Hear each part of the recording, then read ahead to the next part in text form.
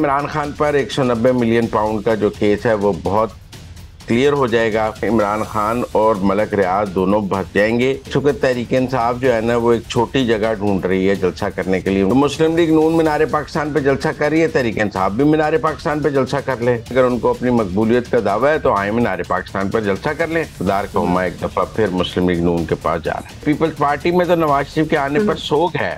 अस्सलाम वालेकुम, मैं हूं सोबिया अशरफ और आप देख रहे हैं प्रोग्राम अंदर की बात मुजम्मिल और वर्दी के साथ।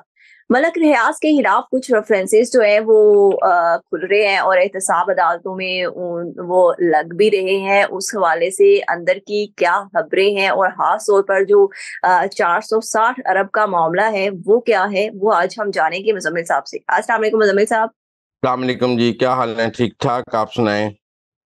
मुजम्मिल साहब अल्लाह का शुक्र है। मुजम्मिल साहब, ये मलक रियाज के खिलाफ ये जो नए रेफरेंसेस खुल रहे हैं, ये क्या मामला है, मौमा क्या है? देखें, हुकूमत पाकिस्तान ने ये फैसला किया है कि वो सुप्रीम कोर्ट में मलक रियाज के खिलाफ जो 460 अरब रुपए जुर्माने वाला केस है वो दोबारा लगवाने के लिए रजू करेगी और जस्टिस काजी फायद ईसा साहब को वो केस दोबारा लगाने के लिए कहा जाएगा।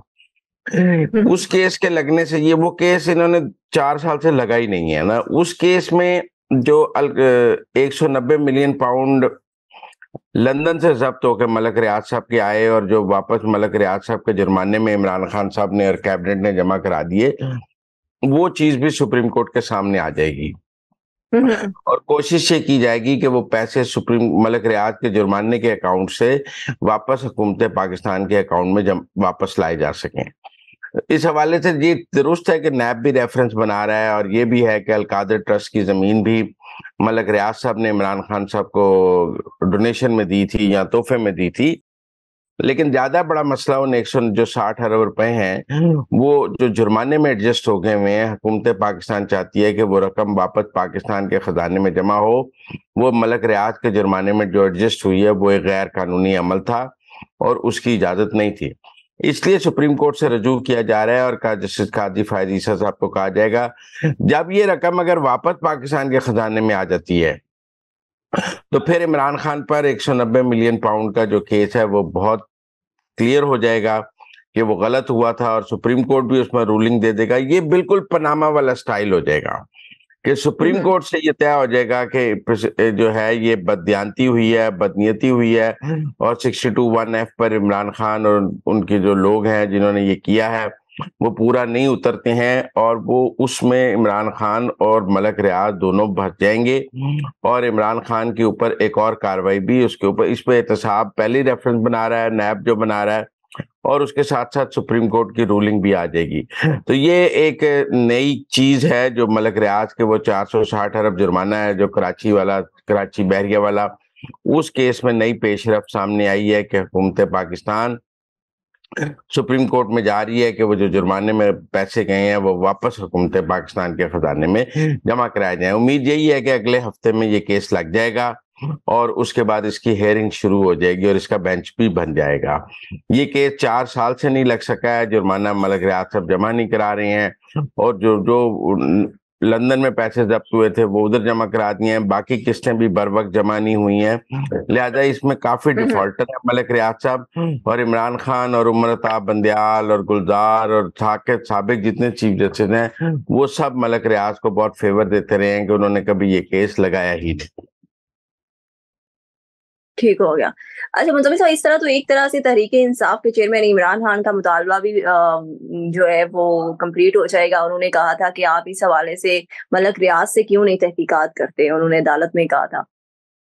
तो मलक रियाज मुल्क में आएंगे तो तहकीकात होंगी ना। मलक रियाज तो दुबई बैठे हैं, उन्हें तो नैब भी बुलाता है तो वो नहीं आते और उन्हें बाकी सब भी बुला रहे हैं तो वो नहीं आते। तो मलक रियाज से कैसे तहकीकात की जाए? वो तो मुल्क से फरार हैं, जैसे फराग गोगी फरार हैं, जैसे शहजाद अकबर फरार हैं, जैसे और लोग फरार हैं, जैसे मलक रियाज भी फरार हैं। वो पाकिस्तान आएंगे तो तहकीकात होंगी ना।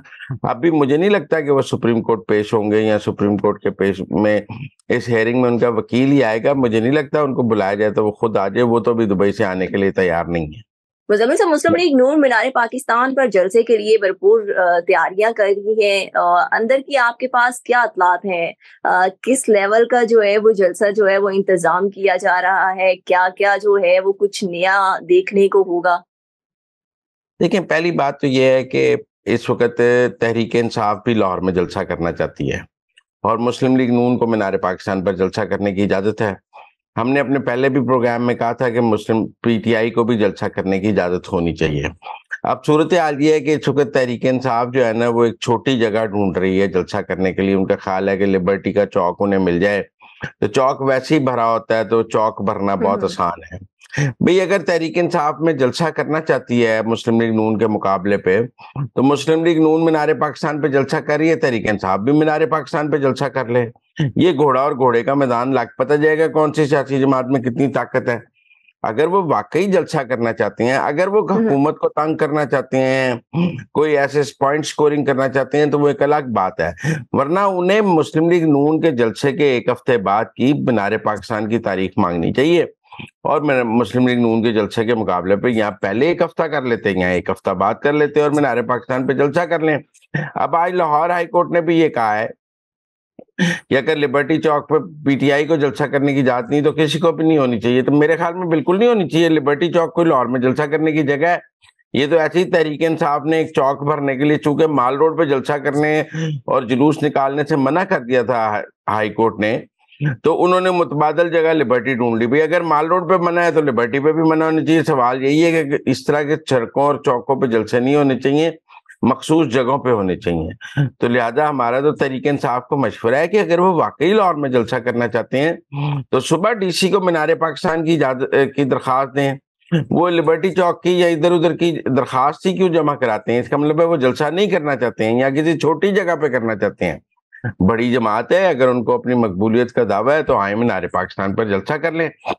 अब जहां तक नवाज शरीफ के मीनार पाकिस्तान जलसे की बात है, मुझे लगता है कि बेशक नवाज शरीफ दोपहर 12 बजे पाकिस्तान पहुंच जाएंगे, लेकिन वो मेरा ख्याल है पहले जाती हुँ, उम्रा हुँ। चले जाएंगे और फिर रात को वहां पे आएंगे जलसा गाह में।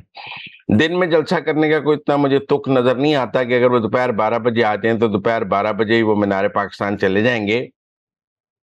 वो रात को मीनार पाकिस्तान आएंगे। ये जरूर है कि ऐसी बातें की जा रही हैं कि उस दिन कोई और तकरीर ना करे और सिर्फ नवाज शरीफ की तकरीर हो और एक ही तकरीर हो और वही उस वक्त उस दिन का मेन खिताब हो, बाकी लोग ना खिताब। लेकिन ये भी मुझे लगता है कुछ ज्यादा पॉसिबल नहीं होगा क्योंकि लोगों को आपने एंगेज रखना होता है, स्टेज एंगेज रखना होता है, खामोश तो रह नहीं सकता है। लिहाजा नवाज शरीफ के आने से पहले बाकी लीडर खिताब कर लेंगे। जब नवाज शरीफ स्टेज पर पहुंच जाएंगे तो उसके बाद फिर मुझे लगता है सिर्फ नवाज शरीफ का खिताब होगा। लेकिन अगर उस दिन मुस्लिम लीग नून की सियासत का फैसला हो जाएगा। अगर मुस्लिम लीग नून ने मीनार पाकिस्तान भर लिया, जलसा बड़ा हो गया, तो उनकी सियासत जिंदा भी होगी और उसको एक गेयर भी लग जाएगा। और अगर वो छोटा मतलब जलसा ये हुआ जलसा तो जो है, क्या ये तासुर तोड़ पाएगा कि तहरीक इंसाफ जो है वो नौजवानों की जमात है, जबकि मुस्लिम लीग नून जो है वो यूथ की जमात नहीं है? देखिए, मेहनत तो की जा रही है। अब कितनी यूथ आती है कितनी नहीं आती है वो तो मुझे अभी नहीं पता, लेकिन वो यूथ पर मेहनत तो कर रहे हैं कि नौजवान आ जाएं। अब कितने नौजवान आते हैं कितने नहीं आते हैं ये तो वक्त ही बताएगा। और वो नौजवान किस किस्म का आता है, पीटीआई का नौजवान कैसा है, उनका कैसा है, ये तो उस दिन जलसे गाह वाले दिन ही पता लग जाएगा कि कितने लोग आते हैं, कितने नौजवान हैं, कितने बूढ़े हैं, कितनी औरतें हैं। लेकिन ये बहुत बड़ा टेस्ट है मुस्लिम लीग नून का और मुझे लगता है जलसा रात को ही होगा। तो मुजम्मिल साहब, लाहौर से कितने लोगों को जमा किया जा सकता है देखो जी, अंदाजन? वो तो लाखों का दावा कर रहे हैं, हम तो उनके बिहाफ पे कोई दावा नहीं कर सकते। लेकिन अगर लाहौर का एक साइजेबल क्राउड आ जाए जो मीनार पाकिस्तान हम्म। के अंदर नजर आए तो फिर बाकी शहरों के क्राउड के साथ मिलकर बन जाता है। लेकिन पहली बात है, अगर लाहौर का क्राउड नहीं होगा तो बाहर के लोगों से जलसा भरने का भी कोई फायदा नहीं होगा। लाहौर के लोग होने चाहिए और मुनासिब और बड़ी तादाद में होने चाहिए। अच्छा मुजम्मिल साहब, जगह जगह पे शहर में जो है उनके फ्लेक्सीज लगे हुए हैं मुस्लिम लीग नून के, और उस पे स्लोगन लिखा हुआ है उम्मीद से यकीन तक। तो ये उम्मीद से यकीन तक का सफर जो है ये कंप्लीट होगा? देखो जी, मैंने कल भी प्रोग्राम में कहा है कि पाकिस्तान हाई कमिश्नर जो है ना, ऐसे ही नवाज शरीफ को अलविदा कहने नहीं चला गया। चीजें काफी हद तक नवाज शरीफ के हवाले से तय हैं और ये जो उम्मीद से यकीन तक है ना, ये इक़्तिदार का सफ़र है और लगता है कि इक़्तिदार का हुम्मा एक दफ़ा फिर मुस्लिम लीग नून के पास जा रहा है। इसीलिए आपको पीपल्स पार्टी की आवाज़ों में भी आ रहा है कि वो नवाज़ शरीफ के आने पे भी खुश नहीं है। वरना यही बिलावल नवाज़ शरीफ को मिलने जेल गए थे, तो उन्हें बिलावल को तो ऐलान करना चाहिए था कि हम नवाज़ शरीफ के इस्तकबाल के लिए तैयार हैं, वो मुल्क में वापस आ रहे हैं। लेकिन पीपल्स पार्टी में तो नवाज़ शरीफ के आने पर सोग है। राजा परवेज़ अशरफ कहते हैं वो कोई डील के तहत आ रहे हैं, कायरा साहब ने भी ऐसी बात की है। तो पीपल्स पार्टी तो ऐसे लग रहा है जैसे नवाज़ शरीफ के वापस आने पर एक सोग में चली गई है और अफसुर्दगी में चली गई है और उनका ख्याल है उन्हें नहीं आना चाहिए था, उनके आने से उनका चांस मर गया। वरना मुझे तो पीपल्स पार्टी से ये तवक्को थी कि वो तो कहते हैं नवाज़ शरीफ आ रहा है, हम उसका इस्तकबाल करेंगे, हम वेलकम करते हैं। लेकिन पीपल्स पार्टी के अंदर अफसुर्दगी और उनको मायूसी नज़र आ रही है।